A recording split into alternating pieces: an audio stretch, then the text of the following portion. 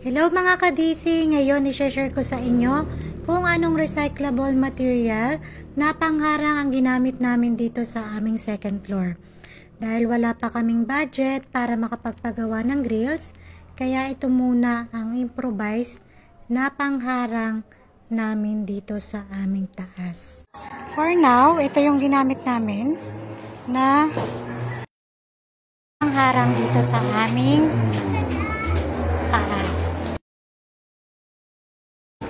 Ito nga pala ay yung spin ng dryer. Yan yung lagayan ng dryer sa washing machine. So, yung tito ng asawa ko ni Consi ay nagagawa ng washing machine. Kaya naman, nakaipon siya ng mga ganitong lalagyan. And naisip ni Konsihal na ayan muna ang ilagay namin dito sa taas ng aming bahay. May butas kasi ito, kaya nilagyan niya ng wire. So yan, nilagyan niya ng wire para dire-diretso hanggang doon sa dulo. So yan yung improvise namin na pangharang. So, alternative para sa aming pangharang dito sa taas. Ayan. So, walang masamang mag-recycle ng mga patapon na. Yan. Kung mapapakinabangan pa naman. Ano? Maganda rin siyang lagayan ng halaman. So, naging double purpose siya. Napaglagyan pa namin siya ng halaman.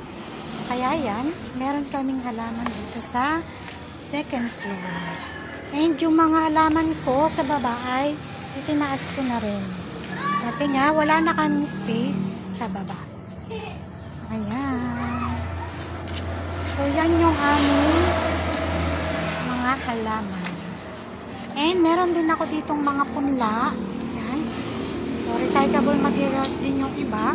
Nagpunla ng mga halamang mapapakinabangan natin. Kasi ay ganito ang itsura ng aming taas nung wala pang pangharang na ganyan.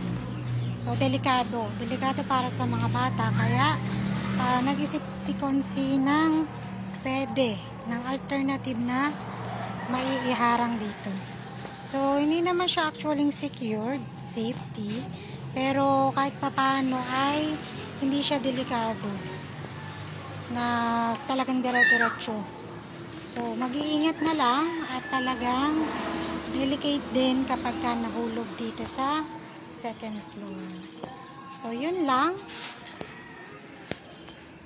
Sana ay nakapagbahagi ako sa inyo ng kaalaman para sa pag-recycle ng mga patapong bagay. So, yung ating patapong bagay, ayan, walang masamang mag-recycle, ano. So, pambawas din yan ng pollution sa ating kapaligiran. And sana, dun sa mga nakapanood nito, sana ay matuto rin tayong mag-recycle ng mga recyclable materials, yung mga pwede pa nating magamit para mabawasan yung kalat